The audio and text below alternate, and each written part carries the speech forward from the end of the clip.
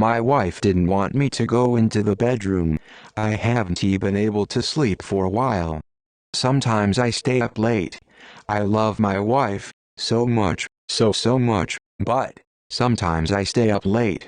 My wife goes to bed, and I stay up, Redditing or playing video games, or watching TV. I'd fallen asleep on the couch as I often do, and I awoke to my wife standing over me, crying, shaking me awake. I asked her what was wrong, but for a while she didn't speak. She just hugged me and sobbed. I stroked her hair and comforted her.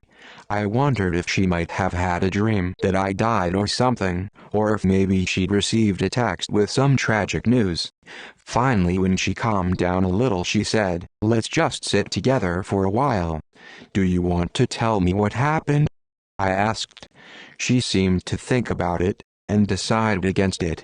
"No, I just want to spend some time with you, for a little while. I'm tired," I said, stretching. "Let's get in bed." "No," she almost seemed to shout. "No, I don't want to go in the bedroom right now."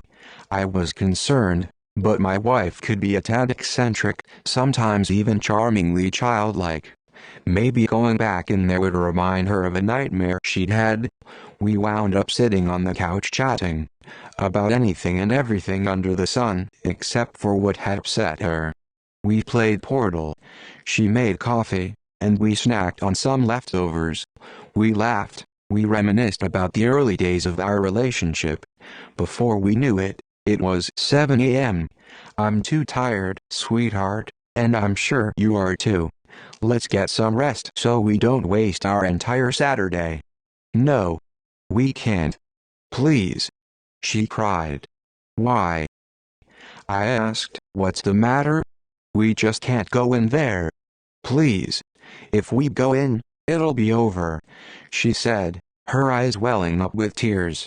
"What? What's in the bedroom?" I was really confused. Had she accidentally broken some heirloom, and she was afraid I'd be upset with her? There was a long silence as she fought back sobs. Then finally, "My body is in there. I'm dead, Prakash. I saw my dead body, lying on the bed. Once you see it, it'll be over." This was a bit much. Obviously she'd had some nightmare that she believed was real. "Oh, sweetheart, no. No, it was just a bad dream. Everything is okay." I hugged her as she sobbed. "Look, you're just sleep deprived. You'll feel better when you wake up. I promise." She nodded somberly, then walked silently with me to the bedroom. I gestured to the empty bed, completely devoid of bodies. "See there? It was a dream. Lay here with me." I flopped onto the bed playfully and then propped myself up on my elbow to chat until we slept. She laid down next to me and closed her eyes. "So, what have you dreamed?" I asked. She didn't answer. "Diane?"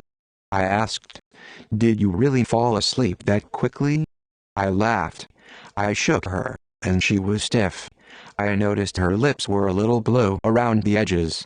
Next I noticed she wasn't breathing. Of course I panicked. Of course I called 911. She was only 27 years old. An aneurysm in her sleep. The coroner said she'd been dead for 5 or 6 hours before I found her body. I miss her so much. I hope my promise is kept. Wherever she is now, wherever she woke up, I hope she feels better.